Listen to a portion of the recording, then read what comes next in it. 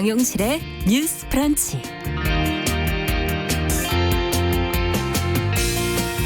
안녕하십니까, 정용실입니다. 최근에 보도된 잔혹한 아동학대 사건들이 사회에 큰 충격을 주고 있죠. 아이들만큼이나 어르신들도 학대를 많이 당한다고 합니다.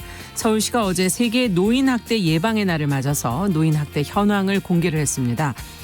내용을 살펴보니 지난해 노인학대 신고 건수가 1960건, 처음 통계를 낸 2005년의 3배 수준으로 크게 늘었다고 하는데요. 또 노인학대 양상을 살펴보면 피해자는 주로 여성이고 아들과 배우자에게 학대를 받은 것으로 드러났습니다.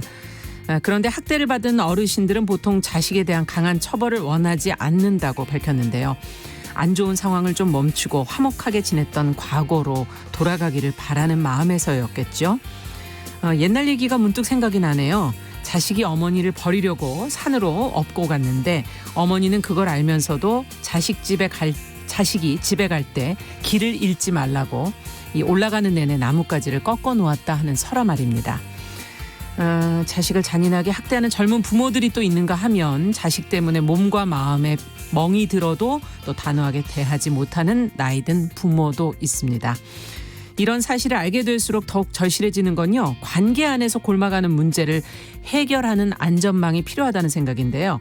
사랑과 용서만으로 해결되지 않는 이 가정 내 학대 문제, 사회의 감시와 또 법의 보호를 강화하는 방향으로 하루빨리 좀 논의가 발전됐으면 좋겠습니다. 자, 6월 16일 화요일 정용실의 뉴스 브런치 시작합니다.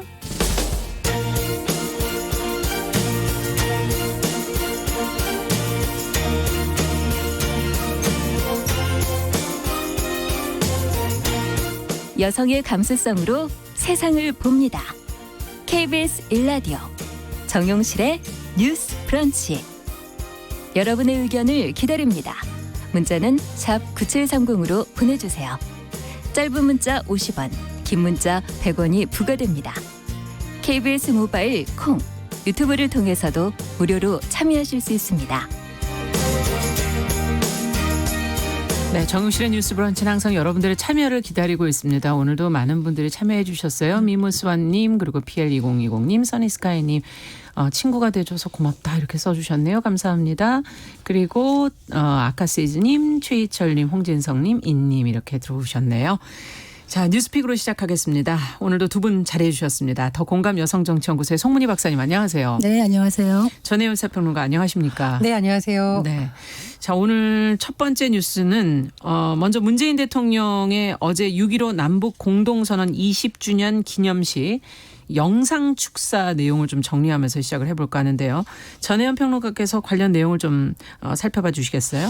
예, 6.15 공동선언 20주년을 맞았는데요. 사실 지난해에는 올해하고 분위기가 상당히 달랐습니다. 지난해의 경우에는요, 6.15 공동선언 실천 북측위원회가 남측위원회 연대사를 보냈었고, 네. 평화, 번영, 통일의 전성기를 함께 열자라고 했었고요. 그러니까 분위기가 굉장히 그래도 좋았던 거죠. 그런데 네.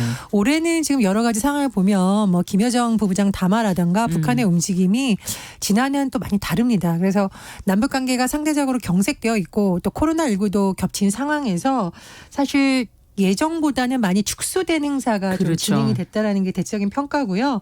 다만 문재인 대통령의 영상 메시지가 어제 그 경기도 파주시 오두산 통일전망대에서 기념식 상황 중에서 또 상영이 돼서 굉장히 어떤 메시지가 나올지 관심을 모았습니다. 네. 그 기념식 축사를 조금 정리를 해보면 6.15 공동선언의 의미와 성과 그리고 앞으로 우리가 나아갈 길 이렇게 좀 정리를 할 수 있겠는데요. 6.15 공동선언이라던가 그 20년 전에 이뤄진 남북 정상의 만남에 대해서 문재인 대통령은 여러 가지 측면에서 의미를 부여했습니다. 2만 4천의 이상 가족이 상봉하는 계기가 이끌어졌었고 그렇죠. 또 개성공단 얘기도 했었고요. 또 6.15 공동선언의 정신을 이어가고자 하는 여러 가지 노력들 그리고 평창 동계올림픽을 평화올림픽으로 치른 것 네. 또 사상 최초의 북미 정상회담 이런 많은 성과가 있던 것을 대통령이 하나하나 짚었습니다. 그러나 현재 상황에 대해서는 대통령도 굉장히 무거운 마음인 것을 그대로 나타내는데요. 한반도가 아직은 남과 북의 의지만으로 마음껏 달려갈 수 있는 상황이 아니다라고 진단했어요. 그러나 대통령은 더디더라도 국제사회의 동의를 얻으며 나아가야 되고 남과 북이 자주적으로 할 수 있는 사업도 분명히 있다. 무엇보다 중요한 것은 남북 간의 신뢰라고 신뢰, 대화, 소통 이런 단어를 또 굉장히 강조했습니다. 네. 그리고 그 문재인 대통령이 김정은 위원장에 대해서 직접 언급을 했었는데요. 한반도 정세를 획기적으로 전환하고자 했던 김정은 위원장의 노력을 나는 잘 알고 있다. 기대만큼 북미 관계와 남북 관계의 진전이 이루어지지 않은 것에 대해 나 또한 아쉬움이 크다라고 했지만 그 문재인 대통령과 김정은 위원장이 8천만 겨울에 앞에서 했던 한반도 평화의 약속을 뒤로 돌릴 수는 없지 않냐. 네. 또 이렇게 강조했습니다. 그래서 우리 정부가 소통의 끈을 놓지 않을 것이고 4.27 판문점 선언과 9.19 평양 공동 선언을 위해서 노력하겠다라고 강조했습니다. 제가 지금 대화라는 단어 굉장히 강조했잖아요. 그러네요. 대통령은 네. 북한에게도 대화의 창을 닫지 말 것을 요청한다라고 강조를 했었고요. 그리고 앞으로도 같이 지혜를 모아서 함께 뛰어넘자 이렇게 또 강조했습니다. 네. 어떻게 들으셨습니까? 6.15 20주년인데 북한은 사실은 육저도 끝내지 않고 끝장 볼 때까지 보복하겠다 이런 얘기를 계속했고 예. 오늘 최신 기사를 보니까 북한 인민군 총참모부에서 어떤 말을 했느냐. 남북이 합의한 지금 비무장지대 요새화 네. 다시 재요새화하겠다는 거예요. 다시 군사력을 넣겠다는 얘기인가요? 그게 뭐냐면은 네. 이제 비무장지대라고 얘기한 거는 개성공단 이쪽이나 금강산 일대를 얘기하는 건데 네. 사실 2003년 개성공단이 삽을 뜨기 전까지 그 개성공단 짓던 그 자리에는 북한 군대가 있었거든요. 그렇죠. 그런데 예. 거기를 아마 다시 요새화하겠다 이런 얘기를 하고 있고 대남비라 살포하겠다 이런 얘기를 하고 있는데 아마 앞으로 GP에 대한 어떤 뭐 철수를 한다든지 NLL에서 어떤 침범을 한다든지 이런 식으로 자꾸 군사적 긴장을 높이는 행동을 할 수가 있단 말이에요. 네. 저는 문재인 대통령의 그 말을 들으면서 참 많이 안타까운 부분이 어떤 거였냐면 북한이 대화의 창을 닫지 말자고 얘기를 하고 연대와 협력을 계속 얘기하고 있는데 사실은 이것도 손뼉이 마주쳐야 되는 것이거든요. 네. 근데 지금 북한이 남한과의 단절을 얘기하고 있고 이런 상황에서 남북한이 자주적으로 할 수 있는 게 과연 무엇인가? 뭐 일테면 뭐 방역 협력 같은 거 정도 할 수 있겠는데 이조차도 북한이 응답하지 않는다면 당장 힘들다. 그리고 북한이 얘기하고 있는 제재 완화도 지금 미국이나 유엔에서의 대북 제재가 촘촘하게 이루어지고 있는 상황에서 남한이 주도적으로 제재를 완화하는 것도 매우 어려운 상황이기 때문에 사실은 운신의 폭이 넓지는 않다 이런 생각이 들고 네. 특히 한반도 문제는 특히 비핵화 문제는 남북관계 플러스 국제관계가 중첩적으로 엮여 있습니다. 미일 중러 다 엮여 있기 때문에 굉장히 어려운 고차 방정식이기 때문에 이 문제를 풀어나가는 데는 정말 지난한 과정이 되지 않겠나 이런 생각이 듭니다. 네. 어떻게 보세요? 그러니까 남북 합의에 따라 비무장화된 지대라는 것은 이제 해석이죠. 이제 우리 정부나 언론에서 개성공단 지역하고 금강산 일대라고 해석을 하고 있는 거지 사실 네. 명확하게 나오지 않았습니다만 대체적인 해석이 그렇습니다. 그래서 굉장히 좀 안타까운 부분이죠. 왜냐하면 개성공단이라는 것은 남북 간의 경협이라던가 새로운 경제공동체의 가능성을 보여준 것이고 네. 금강산 관광은 뭐 이산가족 문제라든가 또는 뭐 그렇죠. 실향민들의 북한 방문을 여러 가지 상징하는 뭐 민간 교류라든가 북한의 일부분의 개방을 상징하는 것이었고 또 뭐 아주 엄청나게 국제사회에서의 제재를 가하지는 않았던 부분이기 때문에 이제 개별 관광 같은 경우에는 좀 문제가 좀 덜하다는 해석이 네. 많았거든요. 그래서 좀 굉장히 안타깝습니다. 북한도 아마 우리 정부가 어떤 계획을 갖고 있는지 읽고 오히려 그 부분을 딱 목표로 얘기를 한 것이 좀 굉장히 좀 안타깝고요. 다만 이제 저는 문재인 대통령이 그런 점을 강조했습니다. 국제사회의 동의를 얻으면 나아가야 한다. 이 말은 아무래도 북한에 대한 어떤 경제 제재라든가 네. 북미 관계 등을 암시한 것이지만 그러나 여전히 대통령이 그럼에도 남과 북이 자주적으로 할 수 있는 사업도 분명히 있다라고 한 이 부분에 저는 사실 많이 초점을 맞췄습니다. 뭐 철도 연결이라든가 여러 가지 부분은 사실 우리나라의 경제가 새로운 활로를 찾기 위해서도 필요한 부분이거든요. 어떤 물류 시스템을 새로 구축한다든가 뭐 어떤 유럽으로 가는 관문, 새로운 관문을 만든다는 것이라든가 예. 또는 지금 남한만의 경제로 더 이상 내수 경제 경제가 성장할 수 없다는 한계에서 북한의 풍부한 자원이라든가 노동력을 결합해서 남북이 상생하는 방안 등에 대한 논의는 계속 돼야 되는 것이거든요. 그렇죠. 그래서 다만 이제 박사님도 말씀하셨듯이 북한이 계속 이렇게 도발과 또는 무력 침공을 시사하는 발언이 계속 나오는 한 쉽지는 않을 것 같습니다. 그래서 북한의 어떤 태도 변화가 있을지는 좀 지켜봐야 될 것 같고요. 또 다른 변수는 지금 트럼프 대통령이 이제 대선을 앞두고 그렇게 뭐 높은 인지도가 있지는 않습니다. 지금 현재로서는 외신을 보면 민주당의 이제 대선 예비 후보들이나 이런 후보들이 굉장히 활발하게 움직이고 있는데 또 이런 흐름이 일부분 영향을 미칠 수도 있다. 그렇게 전망합니다. 우리가 평화의 중요성은 사실 아무리 강조해도 지나치지 않습니다. 그런데 문제는 이 평화라는 거는 공허한 평화가 되지 않으려면은 정말 든든하고 철통 같은 안보 태세가 중요한 것이거든요. 그래서 국군 통수권자로서 문재인 대통령이 북한에게 어떤 계속적으로 손을 내밀고 어떤 포용하는 자세를 보이는 거는 좋지만 만약에 북한이 선을 넘는 도발이나 어떤 행동을 하게 되면 사실은 그 부분에 대해서는 따끔한 일침을 가할 필요가 있다. 왜냐하면 그렇게 해야 국민 불안이 줄어들 수가 있고 기본적으로 우리가 왜 젊었을 때 연애할 때 보면은 언제나 그 자리에 변하지 않고 지고지순한 사람이 있고 아니야 사랑은 움직이는 거야 하면서 움직이는 사람이 있는데 이 지고지순한 사람의 결말은 두 가지예요. 그 정말 지극정성과 인내심에 반해가지고 좋은 결말을 맺는 경우가 있고 그 지고지순한 사람이 변하지 않고 늘 그 자리에 있다 보면 또 매력이 감퇴되는 거예요. 그래서 의외로 안 엮이는 이런 경우도 있어가지고 이거는 제가 왜 이 말씀을 드리냐면 나라 간 아니면 정부 간 관계도 똑같거든요. 국제관계 속에서. 그래서 어떤 측면에서는 아닐 때는 아니라고 단호하게 말할 수 있는 것도 중요하다. 그것이 협상력을 높이는 길이다. 이런 생각이 들고 북한이 연대와 협력을 하지 않으면 너만 손해야라는 메시지를 줄 수가 있어야 됩니다. 우리가 평화 얘기하지만은 예전에 챔벌린 영국 수상이 독일의 히틀러를 만나가지고 평화를 얘기했어요 서로. 그러고 난 다음에 돌아와서 1년 뒤에 세계대전이 발발했습니다. 그렇기 때문에 북한의 어떤 전략적인 목표가 과연 평화 통일인가 대남 적화 통일인가 이 부분에 대해서도 다시 한번 살펴볼 필요는 있겠다 이런 생각은 듭니다. 그런데 지금 남북 관계를 지고지순한 사랑이라고 볼 수는 없죠. 밀당 관계다 저는 이렇게 봅니다. 그리고 우리 정부로서도 여러 가지 요구가 있을 것이고 또 우리 정부로서도 지금 우리 경제라든가 여러 가지 부분을 고려하면서 움직이고 있다고 보고요.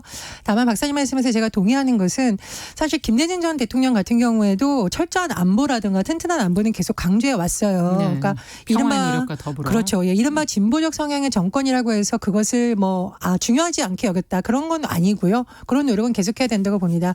그리고 이제 국회 소식 말씀드리면서 제가 이제 국회 외통위원장도 어제 선출이 됐는데 외통위원장과 국방위원장 제가 이제 이거 국회 얘기하면서 넘어갈 건데 사실 통합당이 안보를 얘기하려면 국방위에 많은 의원들이 지원을 해서 정말 그 안보 문제에 대해서 여야가 치열한 논쟁을 벌여야 되거든요. 근데 언론 보도를 보면 한 명이 지원했다 이런 것이 나오고 있어요. 그래서 저는 통합당도 보수와 안보를 외치려면 소위 지역구 예산 챙겨주는데 좀 불리하더라도 보수 정당에서 정말 내세울 수 있는 외통의 국방이 많이 가야 되는 거 아닐까요? 좀 그런 말씀 이번 아이템에서 좀 드리겠습니다. 국방위는 진짜 인기가 없는 위원회죠. 사실은 여야 할 것 없이 별로 안 가요. 그래서 이번에 국방위에서 한 명 지원해가지고 좀 혜택을 주겠다고까지 이제 지금 하고 있는 그런 상황이었습니다. 그렇군요. 지금 그 말씀이 자연스럽게 넘어갔으니까 다음 아이템으로 좀 가보도록 하죠. 21대 국회 지금 원구성 협상이 좀 결렬이 되면서 어제 이제 더불어민주당이 미래통합당 없이 지금 6개 상임위원장을 선출을 한 상황인데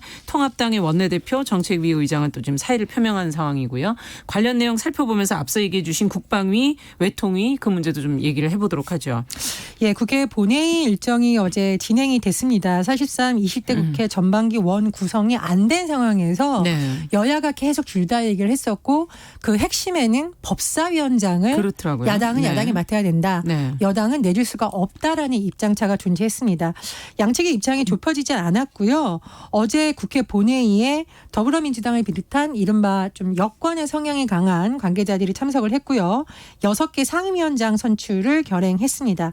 법제사법위원회, 기재위, 산업통상자원, 중소벤처기업이 외교통일위, 국방위, 보건복지 등 이른바 민주당 몫이라고 하는 상임위의 위원장이 선출됐는데 제1야당이 참석하지 않은 상태에서 이렇게 상임위원장을 선출한 것은 1967년 이후에 53년 만이라고 합니다. 네. 그러다 보니 뭐 민주당은 어쩔 수 없었고 계속 협상을 했는데 되지 않았다.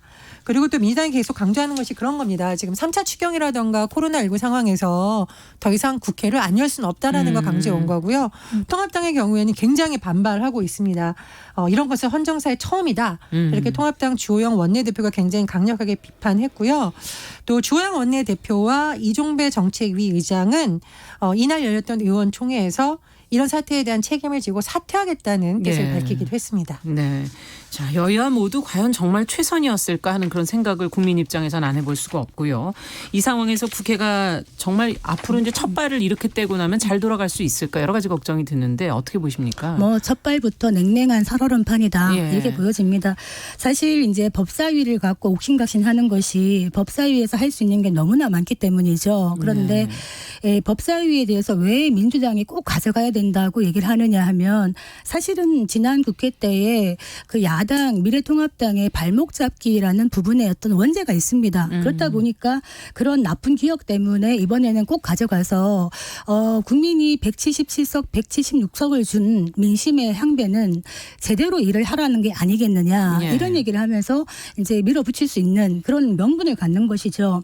그런데 문제는 뭐냐 하면 이 법사위라는 게 검찰 법원을 하지 않습니까? 네. 그러면은 그 말하자면 공수처라든가 검찰 개혁에 이제 마무리를 할 수 있는 이런 걸 할 텐데 검찰 개혁 매우 중요하죠. 매우 중요한데 만약에 검찰 권력을 여당이 컨트롤할 수 있다면은 정권 말기에 살아있는 권력에 대해서 검찰이 제대로 수사할 수 있겠는가라는 또 의문이 생길 수가 있기 때문에 이런 문제가 생길 수가 있고 사실 21대 국회가 새로 개원이 되면서 미래통합당도 많이 지금 바뀌어 있는 상황이고 주호영 원내대표도 비교적 합리적인 원내대표입니다. 그런데 이 총선에 참패한 미래통합당이 법사위를 만약에 가져갔다 한들 민심을 거스르면서 발목 잡기를 할 수 있겠는가라고 생각을 한다면 그것도 불가능할 거예요. 그리고 실제로 법사위를 누가 가져가더라도 120일이 지나면 또 본회의로 갈 수가 있어요. 그렇기 때문에 사실 민주당에서 법사위의 체계 자구 심사권을 뺄 수도 있다, 빼자 이런 얘기를 계속하고 있는데 왜냐하면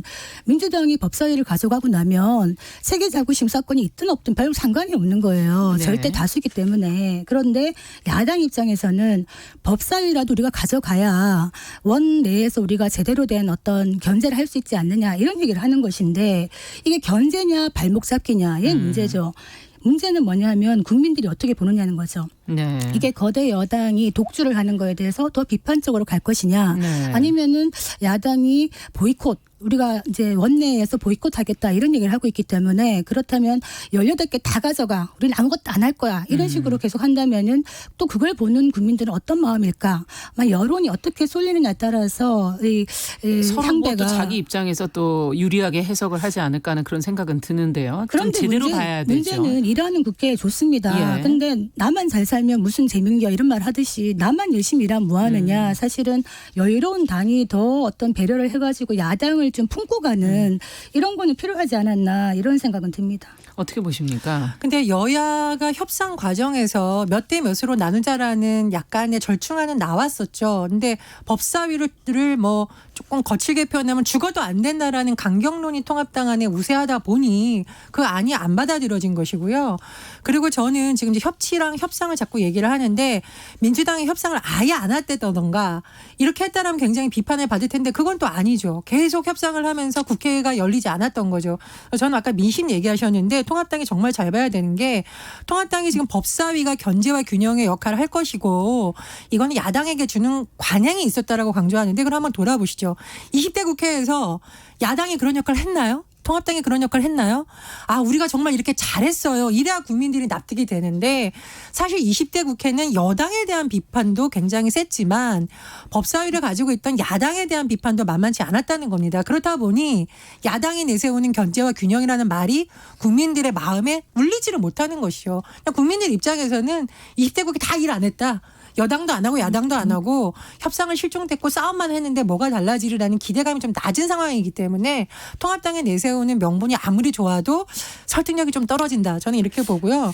두 번째로 제가 드리고 싶은 말씀이 통합당의 장제원 의원이 차라리 그냥 법사위 내주고 산자위라든가 민생과 관련된 상임위를 우리가 맞자라고 주장을 했는데 네. 저는 이런 생각하는 의원들 통합당에도 있을 수 있다고 생각합니다. 왜냐하면 실제로 장제원 의원이 20대 국회 때 법사위에서 활동을 했어요. 네. 그리고 굉장히 전투력이 강한 의원으로 꼽혔습니다.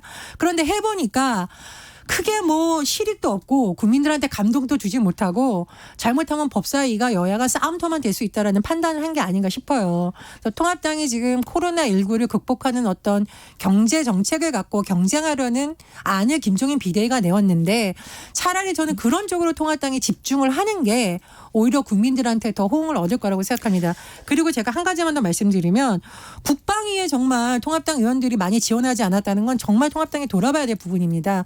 안보 문제, 지금 대북 문제 이런 거 굉장히 중요한데 누구보다도 열심히 참여해야 될 통합당 의원들이 지역구에 인기 있는 상임이 서로 가려고 한다라는 뉴스가 나오는 거는 좀 반성해야 될 부분이 네. 아닐까 그렇게 봅니다. 지금 일단은 6개의 상임위원장을 먼저 뽑았잖아요. 근데 남겨놓은 게 있죠. 어떻게 보면 알짜라고 할 수 있는 국토위, 정무위 이런 것들 남겨놨어요. 네. 그럼 19일 날 본회의 때까지 이걸 남겨놓은 것은 야당을 끌어들이려는 협상의 측면이 있거든요. 네. 그래서 야당이 자존심 상해 실험만 할 것이 아니라 사실은 지금 시점에서는 야당이 할 수 있는 게 별로 없습니다. 네. 이 수적인 열세를 받아들이고 조금 적극적인 열린 협상을 하는 건 어떻겠느냐. 실제로 다른 상임위원회도 할 수 있는 것들이 진짜 많거든요. 예. 당장 추경 같은 것도 야당이 조목조목 볼 수가 있습니다. 그렇기 때문에 들어가는 게 어떻겠는가 이런 생각이 듭니다. 네.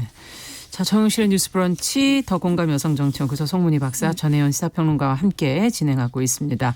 자, 끝으로 지금 코로나19 확진자 수가 계속 늘고 있어서 걱정이 특히 서울과 수도권 커지고 있는데 이 중에 지금 서울시가 룸사롱 등의 유흥시설에 대한 집합 금지 명령을 해제했다는 그런 보도가 나와서요. 관련 내용 송 박사님께서 좀 정리해 주시겠어요? 네, 뭐 저는 좀 이해가 안 되는 발표입니다만 네. 일단 설명을 드리자면 서울시가 15일 오후 6시 어제를 기해 가지고 예. 룸살롱 등 유흥시설에 대한 집합 금지 명령을 해제하고 네. 강화된 방역 수칙을 적용한 집합 제한 명령으로 바꾼 거예요. 집합 제한 명령으로. 예. 그게 뭐냐면은 이제 이태원에 감염이 있고 난 다음 지난달 9일부터 현재까지 사실은 집합 금지를 하는 행정명령에 따라서 이런 뭐 클럽이나 이런 게 이제 유흥업소들이 못했죠. 금지가 되었는데 네. 설명이 뭐냐 하면 이번에 이제 집합 금지가 아니라 집합 제한으로 가는 거는 네. 활동도와 밀접도 측면에서 상대적으로 전파력이 낮은 룸사롱 등 일반 유흥시설에 한정해서 적용한다는 거예요. 그런데 뭐 콜라텍이라든가 클럽, 감성주점 등 춤을 추는 무도 유흥시설은 집합 금지 명령을 그대로 유지하는데 네. 여기도 봐서 이제 집합 제한으로 갈 수도 있다. 이런 얘기를 하는데 예. 어떤 식으로 하냐면은 뭐 면적당 이용 인원을 제한하고 테이블당 간격을 1m로 한다든가 예. 뭐 주말 등에는 예약제로 한다든가 이렇게 하면은 괜찮다. 이렇게 지금 서울시는 얘기하고 있습니다. 근데 아직까지 이번 주까지도 그렇고 조금 더 지켜봐야 된다. 뭐 지금 2차 유행이 한 달 뒤에 올 수도 있다. 여러 가지 지금 얘기들이 나오고 있기 때문에 이해하기가 조금 어렵다 하는 그런 반응들이 많은 것 같은데 두 분은 어떻게 보십니까? 아마 이제 유흥업소를 운영하시는 분들도 생계가 어렵다. 아마 이런 민원이 많이 들어가지 않았을까 서울시에서 고민을 한 것으로 지금 전해지고 있는데요. 저도 조금은 이 부분에 우려스러운 부분이 많습니다. 네. 지금 2차 팬데믹에 대한 가능성을 계속 전문가들이 경고하고 있고 예. 지방보다 지금은 오히려 수도권에서 그렇죠. 산발적인 감염 위험이 높다라는 지적이 계속 나오고 있거든요. 그래서 서울시에서 이 부분에 대해서 정말 면밀한 대책이 필요하다고 보고요. 또 업소들 입장에서 일부 업소가 반발할 수 있겠죠. 사실 그건 좀 서울시 차원에서 설득도 필요하다고 봅니다. 그래서 그렇죠. 서울시의 이번 대책에 대해서는 좀 저도 아쉽다 이런 생각입니다. 제가 이런 말씀 드려도 되는지 모르겠는데요. 저 룸사롱 가본 적 있거든요. 그런데 룸사롱이라는 데가 조용히 앉아갖고 술만 먹는 데가 아니에요. 사람들이 말도 많이 하고 큰 소리로 떠들게 되고 밀접합니다. 다닥다닥 붙어 앉아 있고 또 기분 좋으면 춤도 출 수가 있는 거예요. 그렇기 때문에 제가 말하는 거는 룸사롱이나 이런 것과 콜라텍이나 감성주점과의 차이가 크지 않다는 겁니다.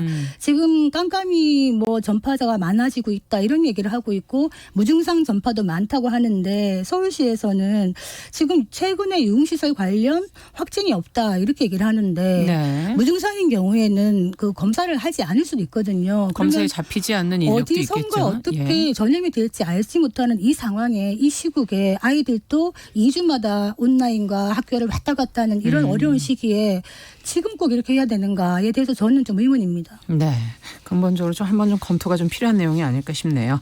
자, 뉴스픽 오늘은 여기까지 듣겠습니다. 더 공감 여성정치연구소 송문희 박사 그리고 전혜연 시사평론가 두 분 수고하셨습니다. 감사합니다. 감사합니다. 자, 정용실의 뉴스 브런치 듣고 계신 지금 시각 10시 29분 30분 향해 가고 있고요. 라디오 정보센터 뉴스 듣고 오겠습니다.